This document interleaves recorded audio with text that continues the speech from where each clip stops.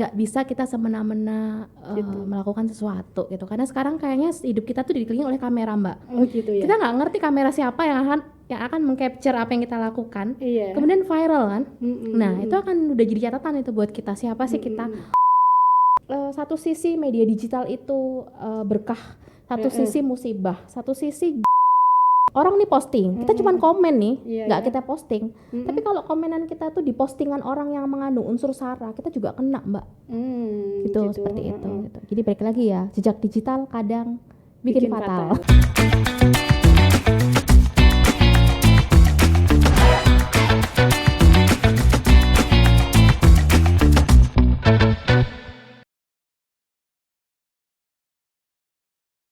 Halo Tribuners, jumpa lagi di acara Cakap Sana Cakap Sini bersama saya Uus dari Tribun Jatim.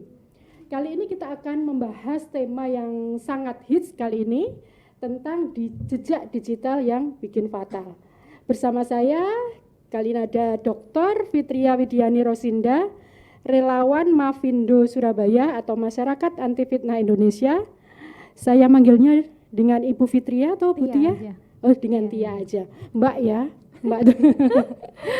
Oke, selain sebagai relawan Mavindo, Bu Tia ini juga sebagai Kepala Bagian Humas Universitas Bayangkara, gitu. Ya. Oke, Bu Tia, ini tema yang sangat menarik yang akan kita bicarakan terkait jejak digital ya, Bu Tia. Kalau melihat fenomena sekarang ini ya, Bu Tia ya, kalau kita melihat kemarin ada kasus Mario Dandi ya. Mario Dandi, ya, iya. Jadi dia anak seorang pejabat di Ditjen Pajak yang kemudian kasus penganiayaannya akhirnya berimbas yang sangat panjang gitu ya, di mana orang tuanya akhirnya sekarang juga sudah pakai baju orange dan ditahan. Dan itu berawal dari jejak digital. Awalnya Mario Dandi melakukan penganiayaan, lalu dilihat, oh ternyata dia anak pejabat. Oh ternyata kayaknya segini gitu ya Bu Tia ya. Itu salah satu contohnya. Itu menandakan bahwa jejak digital ini sesuatu yang perlu untuk kita waspadai gitu ya Bu Tia. Iya, Bu Tia melihatnya seperti apa ini fenomena ini? Iya, selamat siang Mbak Uus. Iya. Semoga sehat-sehat ya. Selamat siang Mas Mbak, Bapak Ibu. Jadi memang di era digital ini kan memang sekarang portofolio kita tuh di media digital ya. Iya. Jadi apapun yang kita sampaikan, apapun yang kita bicarakan, apapun yang kita lakukan itu semuanya tergambar jelas di media sosial. Nah, parahnya adalah kenapa tema kita pada hari ini adalah jejak digital itu memang kadang bikin fatal. Bikin fatalnya itu kalau misalkan kita nggak aware terhadap apa yang kita posting, terhadap apa yang kita komen, bahkan sekali aja kita tersangkut sebuah kasus yang memang itu berkaitan dengan hukum, itu selamanya akan ada di track record hidup kita kayaknya seperti itu gitu Mbak. Jadi memang itu yang harus kita waspadai, itu yang memang harus jadi catatan buat kita semuanya, terutama generasi muda ya, terutama itu bahwa memang gak bisa kita semena-mena melakukan sesuatu gitu, karena sekarang kayaknya hidup kita tuh dikelilingi oleh kamera Mbak. Oh gitu ya. Kita nggak ngerti kamera siapa yang akan mengcapture apa yang kita lakukan, kemudian viral kan. Nah itu akan udah jadi catatan itu buat kita, siapa sih kita. Orang tahu kita tinggal klik ya nama kita di googling, oh aku nggak kenal dia, oke lah yang penting aku tahu namanya, klik kan. Itu nanti kan keluar kan kita siapa kayak gitu. Terus bagaimana biar kita bisa memanfaatkan media sosial gitu ya Bu Tia ya, tetapi juga kita membuat jejak yang bagus gitu ya. Iya itu yang memang kadang-kadang itu rumus yang paling efektif adalah kapanpun kita merasa kita nggak enak, hindari medsos.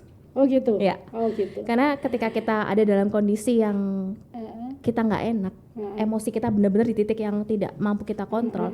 Kemudian ketika kita berhadapan dengan medsos, itu kita cenderung akan jujurli gitu. Jujurli. Jadi maksudnya kita cenderung mengungkapkan apa yang kita rasakan nggak enak itu ke media sosial, yang which is itu ketika kita sadar, kita tarik lagi itu udah susah Mbak. Karena kita tahu ya kerjanya dunia digital itu keluar itu nggak bisa kita tarik lagi gitu loh. Bisa nggak sih komen, gambar dan lain sebagainya yang sudah kita share itu kita hapus? Bisa, tapi jejaknya ini loh. Ketika itu udah tercapture oleh orang lain, ketika kita udah sampai, kan kita tuh senengnya kan sharing ya Mbak, sharing semuanya kita share gitu, terus kan ke pesan-pesan berantai. Nah itu yang udah kita nggak bisa lagi itu. Makanya tipsnya adalah terutama yang paling simpel ya, kalau kita lagi nggak enak hati, itu Iya. yang paling simpel. Udahlah, nggak usah pegang gadget lah ya, mending kita nge-mall atau cari gunung atau cari Gitu. laut gitu Mbak. Ya, Kayak tapi gitu. tidak bisa dipungkiri kalau kita apa namanya, hal itu juga bisa membuat kadang-kadang gitu ya, membuat apa, digital juga bisa menaikkan popularitas, Iya, menaikkan kalau untuk betul. para politisi elektabilitas dan Iya, lain sebagainya. Nah, heeh, agar digital ini bisa positif. dimanfaatkan untuk bermanfaat yang seperti itu bagaimana? Oke, jadi memang eh, media digital atau media sosial itu semudah itu menjatuhkan kita Iya. sebawah-bawahnya atau Benar. menaikkan kita setinggi-tingginya Iya, gitu iya. ya. Jadi semudah itu mereka melakukan itu. Mm-mm. Makanya kenapa kita harus selalu aware bahwa itu tadi Mbak, apalagi kalau kita bukan siapa-siapa gitu mungkin nggak masalah ya. Iya, Dalam iya. artian gini, ada orang yang memilih untuk menjadi public figure atau tokoh publik, ada orang yang memilih menjadi orang yang biasa-biasa saja. Itu pilihan kita mau menjadi yang mana gitu. Tapi semakin kita menjadi seseorang yang kita diikuti oleh banyak orang, kita diidolakan ya, Iya, iya. diidolakan oleh banyak orang, itu seharusnya memang konten yang kita share di media kita itu adalah konten-konten yang sifatnya positif. Iya, Gitu. Lebih banyak kita menggunakan sarana media digital, media sosial kita itu untuk sesuatu yang memang mengedukasi orang untuk orang lebih banyak lagi menyebar kebaikan gitu, daripada ya yang nggak baik-baik kayak gitu. Itu sih Mbak. Oh, Banyak gitu. sih yang dilakukan sebenarnya. Tapi kan ada sebagian orang juga yang mungkin terlalu vokal, kritis gitu ya. Nah, itu bagaimana? Kritis tapi juga membangun dan jejaknya bagus. Seperti kasusnya Bima Lampung Mas gitu Bima, kan ya. Bima Lampung. Pada akhirnya kan impactnya sangat Besar ya Mbak. heeh. Luar biasa Itu, ya. iya, Jadi bagaimana perhatian. kita membatasi kekritisan dengan apa namanya, dengan apa, hal-hal yang bagaimana ini? Iya, kalau misalkan menanggapi kekritisan di media sosial gitu ya, memang ada sebetulnya gini, kita kan ada etiket ya yang harus memang kita perhatikan kalau kita sudah berhubungan dengan dunia maya gitu ya, karena kita nggak pernah tahu di balik itu tuh siapa aja yang jadi pemerhati kita gitu. Benernya memang kritis itu boleh Mbak, dimanapun itu boleh gitu, diperbolehkan gitu. Tetapi memang ada kaedah-kaedah ketimuran ya, kita tetap sebagai orang timur, ada kaedah-kaedah yang harus kita pertimbangkan, termasuk pemilihan diksi kata, terus bahasa tubuh gitu. Jadi ketika memang kritik diperlukan sebagai jalan akhir ketika tidak mampu menyelesaikan persoalan secara misalnya jalur pribadi katakanlah seperti itu ya, kemudian harus share ke media sosial, nggak masalah sejauh itu kita melakukan dengan bahasa dan bahasa itu kan luas ya, bahasa lisan juga, terus kemudian non lisan juga. Jadi sejauh itu kita lakukan dengan baik, nggak masalah sih Mbak. Tetapi masalahnya adalah ketika kritik itu kita sampaikan dengan mendiskreditkan atau menghina, cenderung memojokkan, apalagi ada sara yang masuk di dalam itu yang kita sebutkan, penyebutan istilah untuk orang tertentu dengan sesuatu yang kurang baik. Nah itu yang memprihatinkan gitu. Oke, Bu Tia, ini untuk untuk remaja gitu ya, untuk remaja yang mungkin masa depannya masih panjang gitu ya. Jejak digital ini kan nanti dampaknya sangat luas. Misalnya untuk mahasiswa sekarang gitu ya, mahasiswa sekarang nanti setelah lulus dia akan cari kerja lah. Jejak digitalnya ini bisa jadi portofolio dia gitu ya, bisa jadi pertimbangan lah. Ini bagaimana kita membuat portofolio yang bagus di digital kita? Oke. Pertanyaan yang keren ya Mbak menurut saya. Saya selalu bilang ke mahasiswa saya bilang, kamu itu masa depanmu masih panjang, tapi belum tentu ada jaminan masa depanmu cerah. Mereka langsung kok gitu Bu? Gitu. Iya karena gini, karena terkait undang-undang ITE itu bisa menjerat siapapun, siapapun, bisa saya, bisa mahasiswa saya, bisa teman-teman, bisa Mas dan Mbak.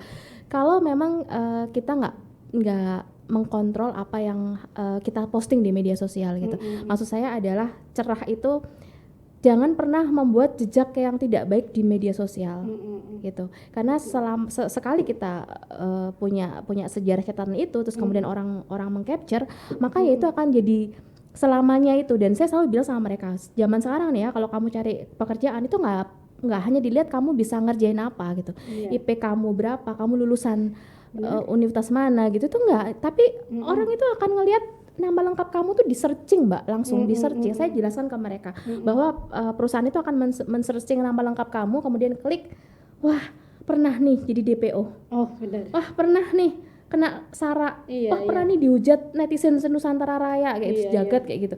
Jadi itu semua ada rekam jejaknya. Mau kita ilangin akun kita pun, tapi nama lengkap kita kan tetap masih ada. Iya. Jadi memang sangat sangat penting ya Iya. jejak digital untuk membentuk portofolio kita Iya, gitu betul. ya. Betul, Terus Mbak. mahasiswa itu kan itu kita mengerim dari hal-hal yang negatif lah. Bagaimana kita mencitrakan gitu ya, mencitrakan kita di digital itu sebagai portofolio kita. Iya, jadi misalnya nih sekarang ini untuk generasi muda ya Mbak ya secara keseluruhan ya. Jadi ada pepatah yang sebenarnya bagus gitu. Di era sekarang itu kamu nggak perlu sibuk menceritakan siapa kamu, tapi orang akan dengan mudah mengetahui siapa kamu dan kamu tuh seperti apa yang kamu lakukan tuh dari media sosialmu atau dari namamu yang sudah ada gitu ya. Ketika kita ngeklik, oh ternyata itu aktivitasnya seperti itu gitu. Iya. Kalau nggak di private, kalau di private ya. Tapi kalau googling kan kita bisa tahu ya Mbak. Nah caranya adalah setiap kegiatan yang memang itu kita anggap nilai plus untuk pekerjaan dan masa depan kita itu kita posting aja, itu kita bagi aja, kita share aja kepada media-media sosial kita ya. Kan mahasiswa sekarang kan nggak mungkin satu ya Mbak, kayak lengkap deh, dan bahkan mereka tuh kadang satu media sosial dengan nama yang sama gitu bisa ada beberapa akun kan seperti itu daripada kita gitu kan ya. Nah mereka perlu menunjukkan, saya rasa mereka perlu menunjukkan eksistensi dirinya mereka secara positif supaya ketika nanti mereka lulus atau mereka berhubungan dengan lingkungan pekerjaan yang lebih ini, mereka bisa ada porto di situ. Untuk mahasiswa atau untuk remaja gitu ya. Bagaimana dengan untuk ibu-ibu nih ya? Untuk ibu-ibu yang kerap kali saya lihat di media sosial misalnya itu ada yang agak kelewatan gitu ya Bu Tia ya lah. Ini ibu-ibu ini kan jiwa keponya, terus jiwa pengen di eksibisionis gitu ya. Mendekati eksibisionis gitu. Itu kan tinggi gitu Bu Tia lah. Itu bagaimana mengerem itu untuk ibu-ibu ini? Iya, itu tantangannya sekarang kan memang literasi ya, kembali kepada literasi ya Mbak. Bagaimana sih literasi digital itu tetap harus kita berikan ke mereka ya. Memang itu susahnya. Jadi kalau memang emak-emak itu kan memang cenderung suka berbagi, berbagi apapun gitu, termasuk informasi itu kadang benar nggak benar itu ya pokoknya yang penting di share gitu ya. Nah itu ya lebih kepada penguatan sih Mbak masing-masing individunya ya. Nah kalau kami kan di Mavindo kan literasi yang kami lakukan ini kan memang termasuk tular nalar itu kan ada program untuk lansia gitu ya. Gitu. Ada Mbak, ada program tular nalar itu untuk lansia. Jadi kita mengedukasi para lansia bagaimana mereka tuh nggak cuman bisa pegang HP, gadget tuh, tapi mereka bisa lansia Mbak. Iya, kita edukasi ke lansia. Jadi karena ternyata kan korban-korban untuk penipuan digital, penipuan online dan segala macam kan memang lansia juga ada yang jadi korban gitu. Jadi bagaimana sih mereka itu aware terhadap pesan-pesan nih. Kalau misalkan kamu nggak yakin, nah pesan yang membuat nggak yakin tuh yang seperti apa sih bentuknya? Gitu kita ajarkan seperti itu, apa cara mendeteksi gitu. Terus kemudian kalau memang itu nggak ini ya sudah skip aja, nggak usah ditangkepin. Nah kita edukasi itu Mbak supaya mereka bisa paham. Kalau mereka nggak tahu minimal nanya ke orang terdekatnya dulu, jangan langsung gabung ya, kasih kode ya, kemudian dikirim. Kan banyak ya kasus-kasus seperti itu gitu. Nah terkait emak-emak tadi itu memang gelombang emak-emak di Indonesia luar biasa ya. itu gelombang yang luar biasa gitu. Tapi memang itu dia Mbak perlunya edukasi literasi yang harus terus kita galakkan. Apalagi yang fenomena itu kan sekarang istri pejabat gitu ya, istri pejabat yang Flexing kemarin diintai oleh para netizen. Itu kan istri-istri pejabat yang kelihatan dia pamer ini dan akhirnya suaminya terimbas. Banyak pejabat yang dicopot karena itu gitulah.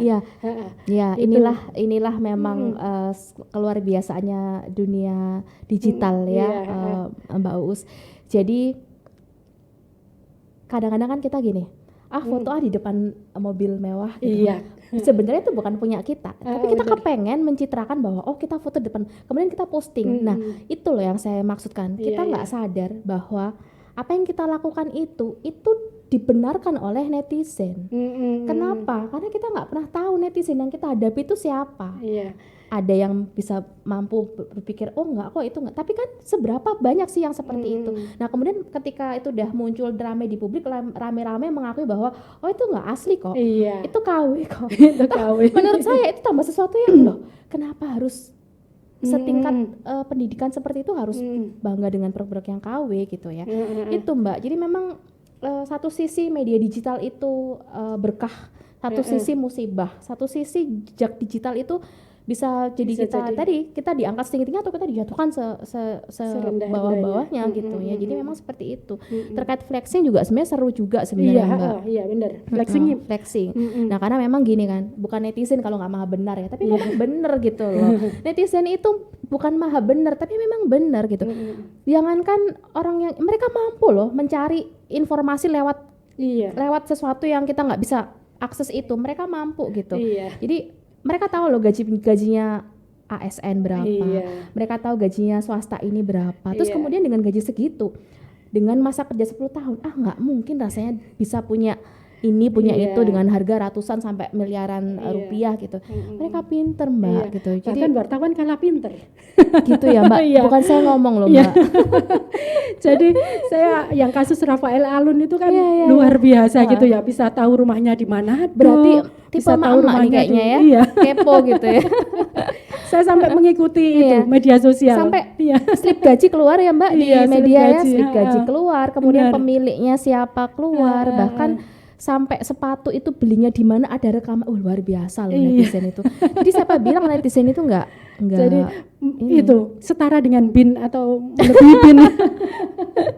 Gitu. Mereka bisa mencari informasi yang kadang-kadang kita miss dengan itu ya. Wah ternyata bisa ya mereka menemukan hal-hal yang terkecil seperti itu.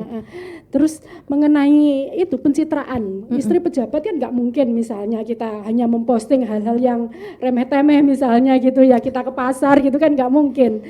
Istri pejabat untuk mencitrakan dirinya gitu kan ya. Pejabat mencitrakan dirinya, batasan itu bagaimana Bu Tia? Iya Mbak, jadi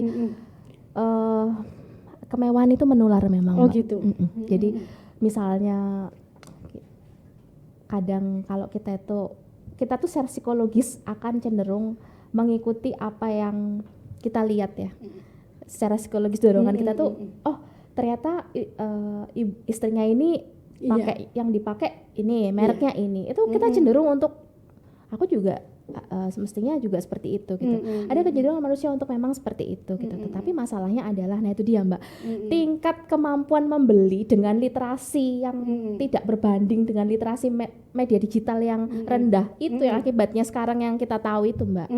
Yang flexing itu sebenarnya flexing boleh-boleh aja kan? Nggak dilarang kok flexing itu. Cuman kamu mau flexing kamu tuh siapa dulu gitu loh. Kan netizen tuh mau sadar diri dulu. Iya, netizen tuh mau ngomong kan, kamu tuh loh dosen negeri, gajimu tuh segini, kamu loh ASN, pangkatmu cuman eselon ciprit gitu ya.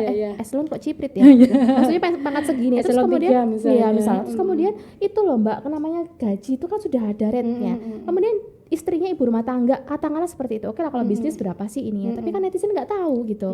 Nah kemudian sering pamer mungkin saya nggak bilang itu pamer ya, sering memposting sesuatu yang itu menggunakan tas mewah atau apapun itu. Ya akhirnya kan ditambah kekesalan mereka gitu loh. Netizen ini kan bukan sesuatu yang tidak punya hati kan Mbak. Mereka punya hati karena memang ternyata aku bayar pajak tuh gini ya. Nah seperti itu. Akhirnya disangkut-sangkutin kan. Benar. Tapi sebenarnya apakah itu salah? Enggak. Justru sebenarnya mungkin momen ini jadi momen introspeksi kita gitu loh untuk ya kalau emang segitu ya segitulah, nggak usah yang seperti itu. Gitu. Sadar diri ya. Iya, benar. Makanya kalau semakin orang terliterasi ya Mbak, malah semakin takut menggunakan medsos untuk posting foto istri, suami, anak, nenek, orang tua, mertua. Itu perlu nggak itu? Ada untungnya nggak? Misalnya kalau dulu ada artis Anggun C. Sasmi, itu kan tidak mau memposting foto anak gadisnya gitu kan, misalnya seperti itu. Lalu ada beberapa artis yang tidak memposting foto keluarga, artis dan anaknya dan lain sebagainya. Itu ada untungnya atau bagaimana kalau seperti itu? Terkait untung ruginya itu kan memang kembali kepada masing-masing ya, karena itu memang prinsip ya. Saya kadang-kadang kalau saya ngomong seperti itu ada yang bantah Mbak. Ya nggak bisa dong seperti itu. Itu media sosial saya, silahkan. Tapi kalau saya pribadi, saya tidak pernah memposting keluarga di medsos. Gitu. Iya. Alasannya? Ya karena itu Mbak, karena wajah saya bisa diganti wajah orang gitu. Wajah anak saya bisa diganti. Kemudian orang bisa tahu anak saya sekolah di mana, jam pulangnya jam berapa, suami kerja di mana, kemudian aktivitas saya seperti apa. Itu dengan mudah orang itu membaca aktivitas kita lewat media sosial. Kemudian ketika kok segitunya gitu, itu terserah pada pilihan masing-masing dalam menggunakan media sosial ya. Ada yang memang full, ada ibu-ibu nih ya. Jam 4 bangun subuh, kemudian dia harus masak, dia nganter anaknya sekolah kemana, itu sekolah ditulis tuh.